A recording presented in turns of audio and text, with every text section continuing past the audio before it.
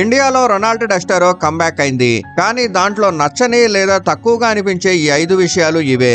మొదటిది అతి ముఖ్యమైనది, డస్టర్ లో ఏ డీజిల్ ఇంజన్ కూడా రాలేదు. ఈ సెగ్మెంట్ లో క్రెటా, సెల్టోస్, సియారా లాంటి కార్స్ డీజిల్ ఇంజన్ తో వస్తున్నాయి. అయితే వాటితో డస్టర్ ఎలా పోటీ పడుతుంది? అది కేవలం ఒక పెట్రోల్ ఇంజన్ తోనే. అయినా సరే ఒకసారి ఇంజన్ ని పక్కన పెట్టి తర్వాత దాని గురించి మాట్లాడదాం. కానీ డైమెన్షన్ విషయంలో చూస్తే సెగ్మెంట్ లోని వేరే కార్స్ తో పోలిస్తే కూడా కియా సెల్టోస్ డస్టర్ కంటే వెడల్పుగా, పొడవు ఎక్కువగా ఉంది. అలాగే సియారా కూడా డస్టర్, క్రెటా, సెల్టోస్ కంటే కూడా వెడల్పు ఎక్కువ, ఎత్తు ఎక్కువ, ఇంకా వీల్ బేస్ కూడా ఎక్కువే. అయితే డస్టర్ డైమెన్షన్ విషయంలో కూడా ఏమీ అద్భుతం చేయడం లేదు. అయితే గ్రౌండ్ క్లియరెన్స్ మాత్రం 212 mm ఉంది. అది సెగ్మెంట్ లోని మిగతా అన్ని కార్స్ కంటే కూడా చాలా ఎక్కువ. అంటే డస్టర్ తన సెగ్మెంట్ కార్స్ కంటే బాగుందనా లేక బాగోలేదనా? అయితే ఇప్పుడు దాని 5 పాజిటివ్ పాయింట్స్ ఇంకా 4 నెగటివ్ పాయింట్స్ ఏమిటి, వాటి గురించి ఈ రోజు పూర్తిగా అనాలిసిస్ చేద్దాం. ఇంకా డస్టర్ కంబ్యాక్ నిజంగా జరిగిందా లేక ఇది కేవలం జిమ్మిక్కేనా? ఈ రోజు వీడియోలో డీటెయిల్డ్ గా తెలుసుకుందాం. ఇప్పుడు ఈ సెగ్మెంట్ లో ఇప్పటికే ఓవర్ క్రౌడింగ్ గా ఉంది. ప్రస్తుతం మార్కెట్ లో 8 మోడల్స్ అందుబాటులో ఉన్నాయి. Creta, Seltos, grand Vitara, victorious, Kylaq, Kushaq, Toyota Hyryder, elevate, ఇప్పుడు డస్టర్ కూడా జాయిన్ అవుతుంది. అయితే ఈ సెగ్మెంట్ చాలా పాపులర్ గా ఉంది. కానీ సేల్స్ నెంబర్స్ కూడా ఒకసారి చూడండి. మీ ముందు అన్ని కార్స్ సేల్స్ ఫిగర్స్ కనిపిస్తున్నాయి. క్లియర్ గా టాప్ లో క్రెటా 1,94,871 యూనిట్లు, రెండవ ప్లేస్ లో గ్రాండ్ విటారా 1,23,946, మూడవది కియా సెల్టోస్ 72,618. అయితే ఇక్కడ Creta, grand Vitara year on year growth 20%, ఇంకా 2%. కానీ సెల్టోస్ -28% డిక్లైన్ అయింది. తర్వాత మిగతా కార్ సేల్స్ నెంబర్స్ మీకు ఇక్కడ కనిపిస్తున్నాయి, మీరు డీటెయిల్డ్ గా చూడొచ్చు. సేల్స్ గురించి మాట్లాడుకున్నాం, ఇప్పుడు సెగ్మెంట్ గురించి మాట్లాడదాం. ఇప్పుడు పూర్తి డస్టర్ ని అర్థం చేసుకుందాం.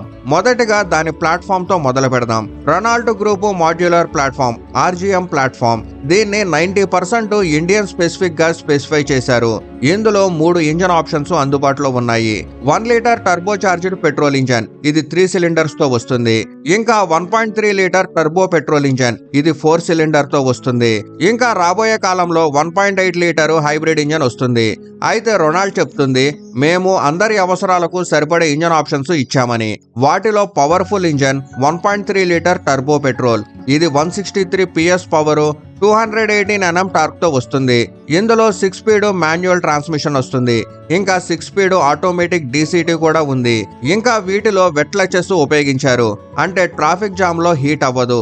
ఇంకా ఈ షిఫ్టర్ కూడా ఉంది. అయితే చిన్న engine 1 litre 100 PS power, 160 Nm torque produce చేస్తుంది. అయితే ఈ సెగ్మెంట్ లో చూస్తే Duster 1.3 litre petrol engine highest power, highest torque ఇస్తుంది. కానీ 1 లీటర్ ఇంజన్ వేరే వాళ్ళతో పోలిస్తే కొంచెం తక్కువ. న్యాచురలీ ఆస్పిరేటెడ్ ఇంజన్ కూడా లేదు, కాబట్టి చాలా కస్టమర్స్ డస్టర్ వైపు వెళ్లరు. అయితే ఇంజన్ విషయంలో డస్టర్ ఎవరిని అట్రాక్ట్ చేస్తుంది? ముఖ్యంగా టైగాన్, కుషాక్ కస్టమర్స్ ని. ఎందుకంటే వాళ్ళు జర్మన్ రైడ్ కోసం వెళ్తున్నారు. బెటర్ వాల్యూ దొరికితే డస్టర్ కి షిఫ్ట్ అవుతారు. కానీ అక్కడ కూడా ఒక క్యాచ్ ఉంది. ప్లాట్ఫామ్ గురించి 2 క్లైమ్ చేశారు. సెగ్మెంట్ లో బెస్ట్ రైడ్ అండ్ హ్యాండ్లింగ్, ఇంకా 5 స్టార్ సేఫ్టీ అలా బిల్డ్ చేశారు అని. కానీ ఇంకా టెస్టింగ్ అయితే జరగలేదు. కుషాక్, టైగన్ టెస్ట్ అయ్యాయి, 5 స్టార్ రేటెడ్ వచ్చాయి. అది ప్రూవెన్ కార్స్. అయితే డస్టర్ గురించి క్రాష్ టెస్ట్ జరిగాక చూడాలి. కానీ జర్మన్ కార్స్ ఇప్పుడు మిస్ అవుతున్న feel good factor Ronald Duster లో ఇచ్చింది. మొదటిది లాక్ బటన్ ప్రెస్ చేసి హోల్డ్ చేస్తే అన్ని విండోస్ రోల్ అప్ అవుతాయి. రెండోసారి ప్రెస్ చేస్తే సన్ రూఫ్ కూడా మూసుకుంటుంది. అలాగే అన్లాక్ హోల్డ్ చేస్తే విండోస్ రోల్ డౌన్ అవుతాయి. ఇది గతంలో జర్మన్ కార్స్ లో ఉండేది, ఇప్పుడు లేదు. కానీ రెండో నచ్చని విషయం ఏంటంటే ఇది ఎప్పటికీ రిమోట్ కీ టైప్ ఇచ్చారు. అది అస్సలు బాగోలేదు. డస్టర్ లాంటి స్ట్రాంగ్ క్యారెక్టర్ కార్ కి ఇది సరిపోదు. కొంచెం కీని మార్చి ఉంటే బాగుండేది. ఇంకా మూడవ negative, rare seat space and comfort. వేరే కార్లలో అంటే సెల్టోస్ లాంటివి స్పేస్ ఎక్కువ, ఇంకా కంఫర్ట్ ఎక్కువ, ముగ్గురు కంఫర్ట్ గా కూర్చోవచ్చు. డస్టర్ లో అది సాధ్యం కాదు, ఎందుకంటే మధ్యలో హంపు కొంచెం ఎత్తులో ఉంది. ఇంకా లాస్ట్ 2 నెగటివ్స్ గురించి చెప్పే ముందు 5 పాజిటివ్ గురించి అయితే మాట్లాడుకుందాం. ఎందుకంటే అవి పెద్దగా నెగిటివ్ ఇంపాక్ట్ చూపించవు. అందుకే 5 పాజిటివ్ గురించి మాట్లాడిన తర్వాత ఆ లాస్ట్ 2 పాయింట్స్ మీకు నెగిటివ్ అనిపిస్తే నెగిటివ్ అనిపించవచ్చు. అయితే పాజిటివ్ పాయింట్స్ లో ఫస్ట్ పాయింట్ ఏంటంటే బానెట్ కింద హైడ్రాలిక్ స్టంట్స్, ఇది చాలా గొప్ప ఫీచర్, ఇది ప్రతి కారులో ఉండాలి. ఇంకా రెండవ పాజిటివ్ పాయింట్ ఏంటంటే బూట్ స్పేస్ టాప్ వరకు 700 లీటర్స్, పార్సిల్ ట్రే దగ్గర వరకు 518 లీటర్స్, అంటే సెగ్మెంట్ లోనే చాలా పెద్దది. కానీ స్పేర్ వీల్ అయితే లేదు, ఇచ్చుంటే బాగుండేది. షోకేస్ లో సబూఫర్ కూడా చూపించలేదు, అయితే లాంచ్ టైంలో ఇస్తారేమో అని వెయిట్ చేయాలి. ఇంకా మూడవ పాజిటివ్ పాయింట్ ఇన్బిల్ట్ గూగుల్, ఇది అద్భుతమైన ఫీచర్. ఐడితో జస్ట్ లాగిన్ చేస్తే కారు మీ ఫోన్ అవుతుంది, ఫోన్ కనెక్ట్ చేయాల్సిన అవసరం లేదు. ఈ ఫీచర్ అందరూ కార్స్ లో ఇస్తే బాగుండేది. ఇంకా fourth positive point 18 inches alloy wheels. రెండు డిజైన్లు అయితే ఇచ్చారు, ఒకటేమో బ్లాక్, ఇంకోటేమో డైమండ్ కట్. బ్లాక్ వాటివి సఫారీ టాప్ వేరియంట్స్ తో మ్యాచ్ అయినట్టు అనిపించాయి. ఈ రోజుల్లో చాలా బ్రాండ్స్ ఈవీ టైపు వీల్స్ ఇస్తున్నారు, అవి అస్సలు నచ్చవు, కానీ ఇది చాలా బాగుంది. ఇంకా fifth positive point high ground clearance, 212 mm. ఈ సెగ్మెంట్ లో ఎవరు ఇవ్వడం లేదు ఇంత గ్రౌండ్ క్లియరెన్స్. ఇంకా ఇండియన్ రోడ్ సంగతి మీకు తెలిసిందే, అయితే ఇక్కడ రోడ్స్ కండిషన్స్ కి ఈ గ్రౌండ్ క్లియరెన్స్ చాలా ఉపయోగపడుతుంది. ఇప్పుడు లాస్ట్ 2 నెగటివ్స్ ముందు డస్టర్ డిజైన్ గురించి అయితే కొంచెం మాట్లాడదాం. Overall design language cross over SUV type ఉంది. పెద్ద cladding, front bumper and rare లో కూడా ఇచ్చారు. ఇది ఆఫ్టర్ మార్కెట్ కిట్ లాంటిది. పార్కింగ్ సెన్సార్లు కూడా చాలా ఇచ్చారు, ఇది చాలా మంచిది. ఇంకా ఓవరాల్ ఎస్యూవీ ఫీల్ వస్తుంది. మెయిన్ పాయింట్ ఏంటంటే బానెట్ పైన స్కూప్స్ ఉన్నాయి, ఇది డ్రైవర్ సీట్ నుంచి క్లియర్ గా కనిపిస్తాయి, అంటే ఎస్యూవీ డ్రైవ్ చేస్తున్న ఫీల్ ఇస్తాయి. ఇంకా రూఫ్ రైలు ఫంక్షనల్ కూడా ఇచ్చారు.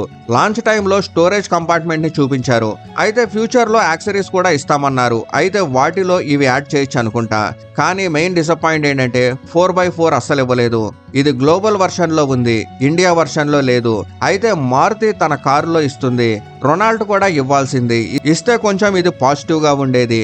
అయితే ప్రీవియస్ డస్టర్ లో gangs of Duster slogan 4x4 owners కు గర్వంగా ఉండేది. హార్ష్ టెరైన్స్ లో కాంకేర్ చేసేవాళ్ళు, ఇప్పుడు అది లేదు, ఇది 4వ నెగిటివ్. అయితే 5వ నెగిటివ్ వచ్చేసి ఇంటీరియర్ క్వాలిటీ గురించి. అయితే ప్రీవియస్ డస్టర్ కంటే బాగుంది, కానీ ఈ సెగ్మెంట్ కార్స్ తో పోలిస్తే ఇంకా కొంచెం వీక్ గా ఉంది. మెటీరియల్స్ ప్రీమియం లగ్జరీ ఫీల్ ఇవ్వవు, ఓకేలాగైతే ఉంటాయి. ఇది డిసప్పాయింట్మెంట్ కాదు, కానీ వావ్ అనిపించే విషయం అయితే కాదు ఇంటీరియర్ గురించి. ఇప్పుడు ఓవరాల్ గా చూస్తే ఈ సెగ్మెంట్ లో పెద్ద జైంట్ కార్స్ ఉన్నాయి, క్రెటా, సెల్టోస్ లాంటివి. సియారా కూడా కొత్త స్టాండర్డ్స్ సెట్ చేసింది. రొనాల్డ్ డస్టర్ ఎలా పర్ఫామ్ చేస్తుందో చూడాలి, కానీ మైలేజ్ గురించి కన్సర్న్ ఉంది. 2 ఇంజన్లు టర్బో ఇంజన్స్, చిన్న ఇంజన్ నుంచి ఎక్కువ పవర్ తీసుకున్నారు, మైలేజ్ ఖచ్చితంగా ఎఫెక్ట్ అవుతుంది. న్యాచురల్ ఆస్పిరేటెడ్ ఇంజన్ లేదు, సిటీ వాళ్లకు డిసప్పాయింట్ అవుతుంది. కానీ డీసీటీ వెట్లచ్చు హీట్ అవ్వదు, ఇది మంచి ప్లస్ పాయింట్ అవుతుంది. ఓవరాల్ గా లాంచ్ అయినప్పుడు ఎలా కనిపిస్తుంది, ఎలా రన్ అవుతుందో చూడాలి. ప్రైస్ రివ్యూలు మిడ్ మార్చ్ లో, డెలివరీస్ మిడ్ ఏప్రిల్ నుంచి స్టార్ట్ అవుతుంది. 1.8 లీటర్ హైబ్రిడ్ ఇంజన్ దీపావళి టైంలో వస్తుంది. ఈ హైబ్రిడ్ ఇంజన్ బాగా కాస్ట్లీ అవుతుంది. ఇంకా రొనాల్డ్ క్లైమ్ చేస్తుంది సిటీలో 80% ఈవీ మోడ్ లోనే డ్రైవ్ చేయొచ్చని, ఇంకా 30+ మైలేజ్ క్లైమ్ రావచ్చని చెప్తుంది. రియాలిటీ లాంచ్ అయినప్పుడే తెలుస్తుంది. ఇది నా పూర్తి అనాలిసిస్ డస్టర్ గురించి. ఈ డస్టర్ గురించి మీ థాట్స్ ఏమైనా ఉంటే కామెంట్లో చెప్పండి.